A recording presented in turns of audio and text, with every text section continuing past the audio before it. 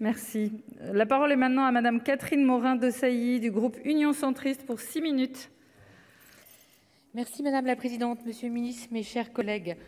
Comme le montre l'ordre du jour du prochain Conseil européen, les enjeux du numérique semblent enfin prendre toute leur place dans les discussions intra-européennes. Je dis enfin parce qu'il aura fallu attendre, je note, l'affaire Cambridge Analytica et les révélations de l'ingérence possible d'une puissance étrangère dans un processus électoral pour réaliser la manière dont les modèles de fonctionnement et de financement des plateformes en ligne pouvaient constituer de réelles menaces, non seulement pour les fondements de nos économies, de nos modèles sociaux et culturels, mais aussi pour nos systèmes politiques et nos démocraties.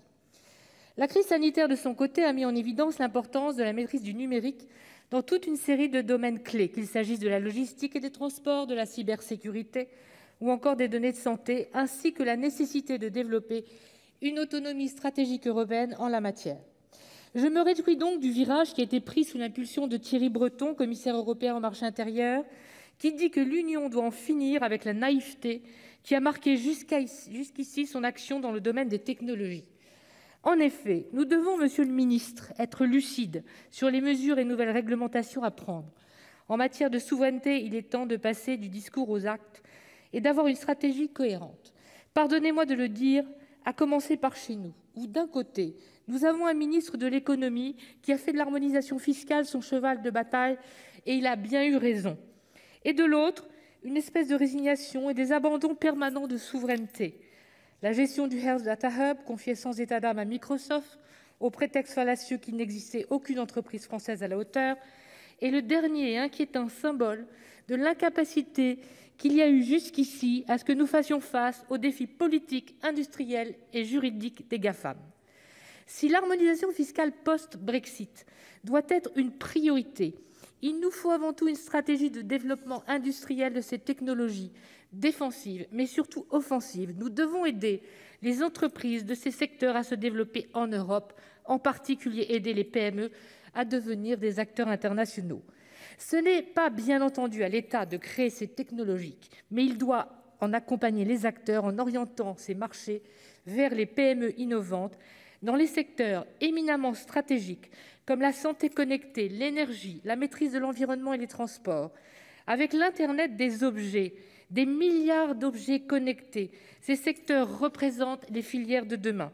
Monsieur le ministre, la France est-elle prête à pousser à ce que l'on crée ces technologies et les réglementations qui permettront de développer un Internet des objets en accord avec nos principes fondamentaux de protection de l'état de droit? Êtes-vous favorable à ce que l'on aide les entreprises européennes à développer les outils cryptographiques, je pense en particulier aux crypto-monnaies, fer de lance des nouvelles vagues d'ubérisation dans la banque et l'assurance? Rappelons que toutes les nations qui ont développé des écosystèmes technologiques puissants l'ont fait grâce à des politiques volontaristes.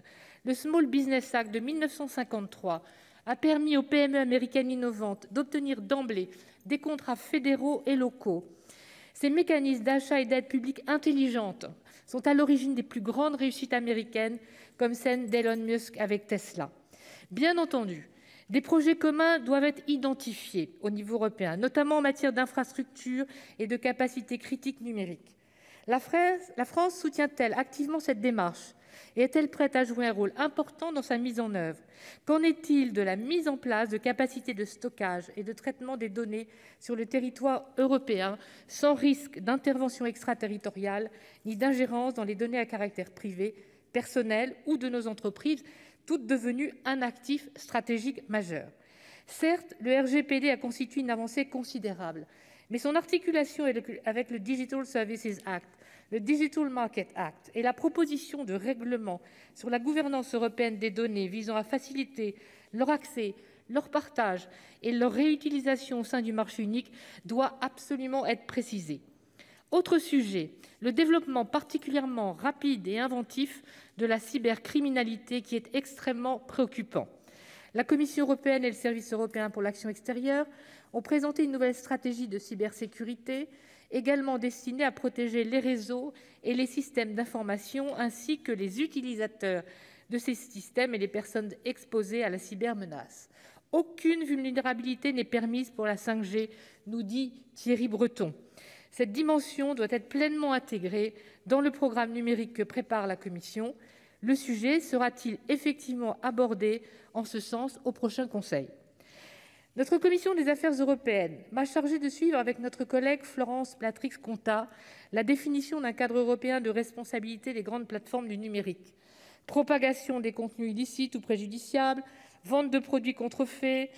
Aujourd'hui omnipotentes, ces plateformes nous imposent leurs règles et se disent responsables de rien. Enfin, les propositions de règlement, dites DSA et DMA, présentées en décembre, introduisent une régulation et un principe de redevabilité que j'appelle de tous mes voeux depuis des années. Des normes comportementales ex-ante devraient par ailleurs être enfin imposées aux grands services numériques qui sont toujours en position d'évincer leurs concurrents, d'empêcher le développement de nouveaux services et de nouveaux acteurs, nuisant ce faisant à l'innovation et à la qualité de l'offre de biens et de services. Ces normes, d'ailleurs, devraient prendre en compte les caractéristiques techniques et les modèles économiques de ces plateformes, ainsi que leurs évolutions, car la régulation, elle aussi, doit être agile et s'adapter. En l'état, leur modèle basé sur le capitalisme de surveillance est pervers. C'est pourquoi, à l'issue de nos travaux, nous devrions proposer au Sénat de compléter et de renforcer ces deux textes sur un certain nombre de points pour que les objectifs de protection de la concurrence, de l'innovation et des consommateurs soient assurés au sein du marché intérieur. Fort de tout ce que nous venons de dire, Monsieur le ministre, pouvez-vous nous confirmer que le Gouvernement entend soutenir activement au sein du Conseil la démarche de régulation esquissée et proposer d'en renforcer la portée et les moyens ?